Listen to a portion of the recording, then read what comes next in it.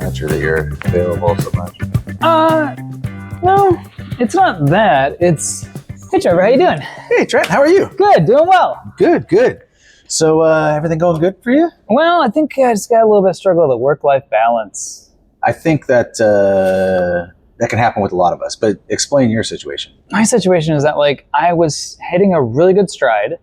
I was getting up at 5:30. I was doing deep work, which, some people are like, is that breath work? No, it means that I do the work that doesn't really generate money for me, but I got to get this work done, and I don't want somebody calling me in the middle of it to disturb me, right? So deep work. Okay. I would do that. I would work out for 30 minutes, and then I would do my morning routine, get the breakfast ready for my son, and then get myself ready, come to the office. Feel like you got a head start on the day, right? I've already done a good amount of stuff. But then just working through things. I had an event 2 weeks ago, and I crushed it. It was really good. Went really well. But then I just kind of got worn out from that. And then we were doing a lot too. There's Indian festival called Navratri. It's 9 days of dancing. Now we didn't dance for 9 days. No, you don't even dance for a day. I didn't even dance for a day. I decided I'm not gonna be. He's got 2 left feet. So and CRD. Yeah, but you do have a son that needs to be watched. And so while everybody else is dancing and having fun, yes, you can have fun with your son. I did. It was great. It was a wonderful joy weaving him in and out of traffic, trying to keep him from getting danced on. So we did all that. There were some trips, and then had the event, and then had a conference last week. It's so I just got worn out. So I stopped doing the activities and the timing that put me into a better position. And now it was last night,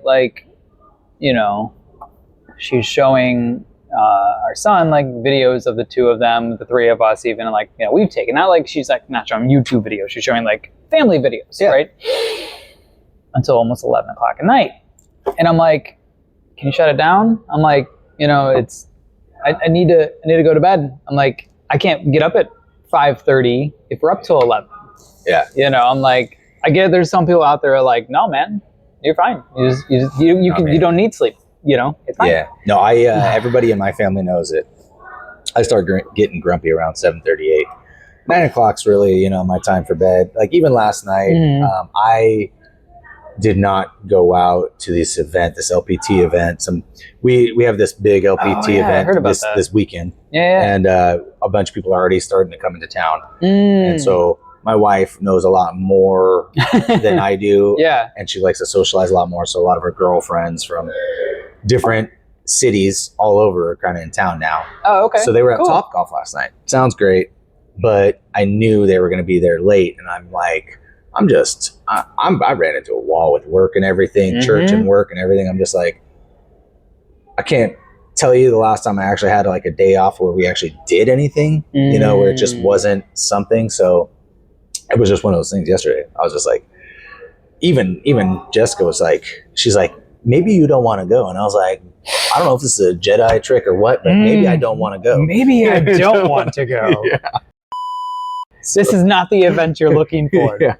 But she knows that, I start getting grumpy about that time because I wake up at about 4:30 and start my day. I start going through emails. Yeah. And a lot of people are always man, I'm always so impressed. I got an email from you at 4:30 in the morning. I'm that's what I need to get because I can't do it late at night. Yeah. So it's just not, it doesn't work at late at night. Yeah, right. So early morning. So that would not work for me staying up until 11. It just, for me, it just wouldn't work. Yeah. I'm just so. We originally discussed too, she's well, we'll make sure that, he gets to bed by 9:30, 10 at the latest, you know. So I'm all right, cool, but not this 11. The other thing that kind of sucks too is I've been doing this crappy thing where I will say goodnight, I'll fall asleep, they're going through, and I just fall asleep right because I'm just tired, right?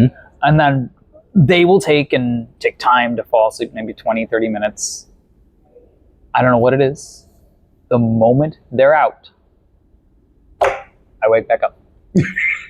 I wake back up, and my brain's like, that was a good nap. And I'm like, what? No. You know what I have? Not a nap. I have a theory about that too. I have a theory about that because I'm the same way to some regard, and I wake up in the middle of the night. And I have a theory that throughout like our life as men, we're protectors. And when the family goes to sleep, there's something in us that we need to protect. There's something. And I don't know what it is. I swear, because I talk to more guys that as soon as like that type of stuff happens, like I do, I'm like you, like Jessica's always amazed. Like she's like, I don't know how you fall asleep. When you decide to fall asleep at night, you just roll over and fall asleep. I'm out. Yeah. It's just, that's just what I do. But then I get up, and I'll be up about, anywhere from 11:30 to 12:30. I usually am up. For one, the dogs have gotten used to me being up, so I let the dogs out. I come back in, I lay back down, and I look at it as I think I'm getting 2 cycles of REM, and I think in the middle of that or after that first cycle, my body naturally wakes up to be like, okay, what's going on with my surroundings? What's happening? Let me check on things. Let me do this, and then I complete a second cycle, and then I'm just done. That's all I need. Yeah. Just 2 cycles, I'm done, and for whatever reason, my body breaks them up, and I think it's like, I don't want to say evolutionary because I'm a Christian, but I think it's innate in our how we work and how we've had to live, that we've had to worry in the middle of the night. Well, yeah, I mean, it's and also too, especially like our jobs. I mean, they're super chill, no level of stress in our job at all, right? People think that. No stress. It's so funny because like all thrill. People are always like realtors and lenders and financiers, they make so much money and stuff, and it's like there's potential. There's a lot of potential, but man, is there a grind. It is a grind. And so yes, there are times when it's like, all right, cool, crushed it, got some good checks coming in.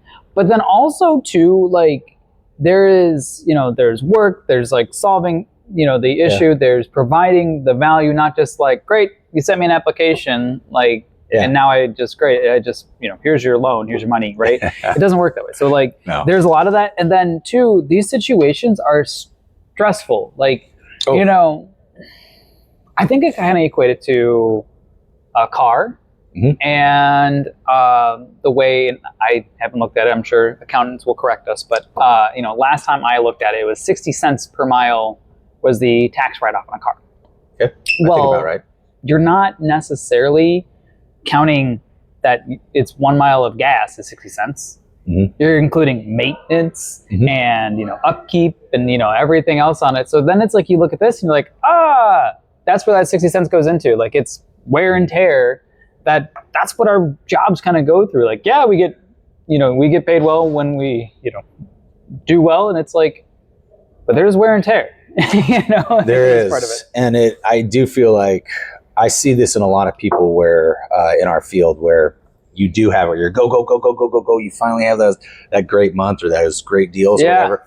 And then like, you just want to be like, and if you do that, then you're going to set yourself back in the future, yes. So it has to be one of those things where you take on that mentality that I don't slow down, even though I get the successes. I keep powering through it. Yeah. Otherwise you are going to feel that slow time. Exactly. I think you need some Kobe Bryant, you need some Black Mamba. Yeah, absolutely. As soon as championship's done, you're like, great. Yep. Gotta get the next check. Yeah. I mean, the big thing about too, I was talking with like Javier Paredes, shout out to him. His big thing, he was a real estate agent and now he's into like a whole bunch of other stuff. You'll have to follow his channel, The Real Javier Paredes, to learn more about it. He does a lot of subject to deals and like now he's into like developing the mobile home parks. But his whole thing is I was a real estate agent. I was doing well, but it was a transaction. He's like, I would do a transaction and it didn't build wealth. He's like, really, you're only as good as your next transaction. So like in sales, like we're constantly like next transaction.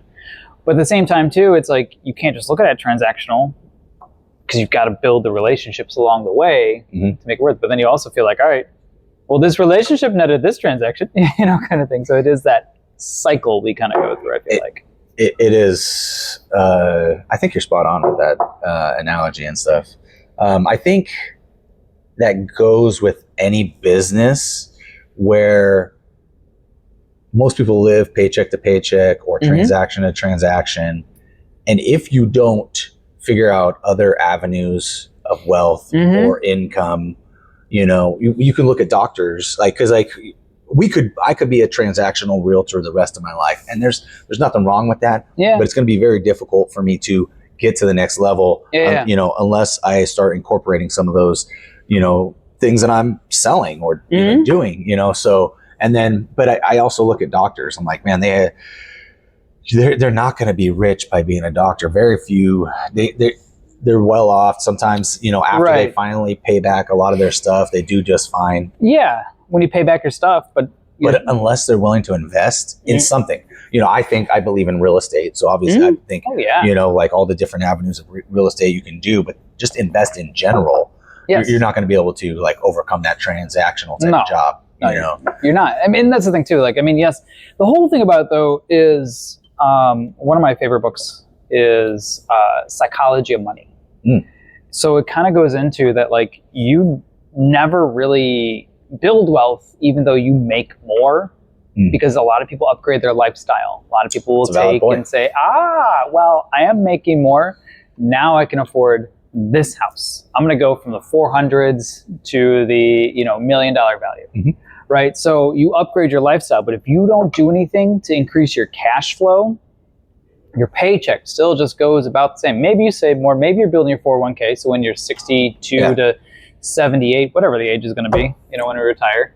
I don't know what retirement is, but it won't be around. Yeah. Still, you're still stuck at like, just those stages. But if you take the time to build wealth, you can be better off, which has like been a huge focus too. I mean, part of what? Well, the thing is, like, it takes delayed satisfaction and stuff, because that money that you would have put into that nicer house, you're going to delay that nicer house because you're going to take that money and you're going to invest in something, a rental, a flip, something, you're going to invest in something, or, stocks, crypto, whatever you're doing. Right. But you're going to use that money. And that's the mentality I think most people have to have, and that we all struggle with. Yeah. Because we all want those simple gratifications. Yes. I love my house, but the older I get, the more I'm like, man, I can do with a simple house. Just, we're working on a build with somebody right now. We're trying to figure out what's best for him, but we're dealing with this listing agent that basically all he does is buy a house, subdivide the land, find a builder and build on the land and stuff. And I'm like, there was a guy back in Idaho, we called him Downtown Chad Oakland. The guy made his business off of basically buying lots downtown, like the double lots and the triple lots, subdividing, sell the house, making sure that's in good condition, selling it basically for the same price as he bought it for, and then building houses and making, doing that. The guy made so much money. It was like, I saw somebody else, another Chad, that he made a lot of money in that time span too, but just as a realtor, and he had to work almost twice or three times as hard to do that as what Downtown Chad Oakland did, with just taking control, and I just look at that stuff and I'm just like, man, anybody could do that stuff. Yeah. You just got to pick your spots and figure it out and learn it. See the foresight and learn it. And, but man, I was working with this guy recently, and I'm just like, man, I'd like to integrate some of that too, and from my angle, I'm just like, if I could have the land, facilitate the build, offer the lending. Yeah. Boom, boom, boom, boom, boom. Yeah. So I'm just looking at what's next in for Snyder success, because we're at the point now, I told you this month was by far, if you look at it, we just got another one under contract down in Boynton Beach. Nice. Another $1 million house. Another $1 million house. And it's going to close. So if we look at, we got a closing today, and it's going to close in, I think, 4 weeks or less, 3.5 weeks. If we look at 30 days, like in that period alone, we made more in these we'll make more in the next 30 days than we made in the last year and a half. There you go. It's insane. Now you got to take it and build wealth with it, right? Well, what's going to happen with it is, we did accumulate a little bit of debt from a few years ago that we just haven't been able to pay off. It's just kind of lingered. Yeah. Well, you can't have debt. It's going to kill your wealth building. Yeah. So first thing to take care of, just get rid of that stuff. And then a lot of it is just figure out what's going to help it grow. Yeah. So you just got to, once you have money, you got to help it grow. Yes, absolutely. Otherwise, what's the point? Oh, well, exactly. Throwing it away.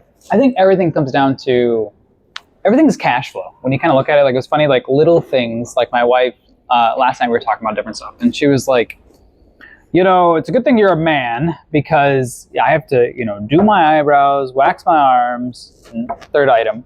I don't know what it was. But you were 2/3 listening. I was 2/3 listening. Hey, it's better than 1/3. And so she's like, these are like extra chores. My brain was like, all right, well, how long does it take you to do that? Well, maybe like 20 minutes. I'm like, okay, well, that's not bad. How long does the other one take you? Maybe like an hour or less, depending on how focused I am. All right, well, how much would these things cost? She was like, well, $20 for this, and $50 for the waxing. I'm like, all right. So I'm like, theoretically here, not even theoretically, if we had cash flow coming in of like $1,000 a month, like, would you feel like you need to do these chores yourself, or just be like, this investment over here generates cash flow, I use that cash flow to get my time back and energy and efforts, and then like, that's what it comes down to. That's what cash flow represents, is what I was telling her. I'm like, or like she's looking at trying to do another trip to India, and so she's looking at like, I want business class tickets, those are like $6,000 a piece and everything. I'm like, great, well, just we'll go figure out the cash flow, and then I'm gonna keep working, crushing it like I am, and then like. So you liken it to cash flow. In Economics 101, they call it opportunity cost. So you have an opportunity to do one thing, whether it's money, time, whatever, or you can do another thing. Yeah, it's like you can't do both. Yep. So the opportunity cost is, what are you going to do? And I live my life by that, because it's a decision making process. And it's Economics 101. It's the very first thing that they teach you. Yeah. And so, but yeah, opportunity cost. You want to do this, or you want to do this? And if you want to do this, you're going to have to give up some items along the way to get here. So if you want to go back to India, what are you willing to give up to get there, or whatever? Yeah. So, anyways, yeah, that's exactly it. Though. You're spot on. Yep. With that. So, I felt like this was a really good episode. It was good. It was jam packed. It was just like a lot of geeky stuff, but I think fun geeky stuff. It's good. It's good to geek out. Well, thanks, Trent. Absolutely. Thank you. All right. Catch you guys next time. One.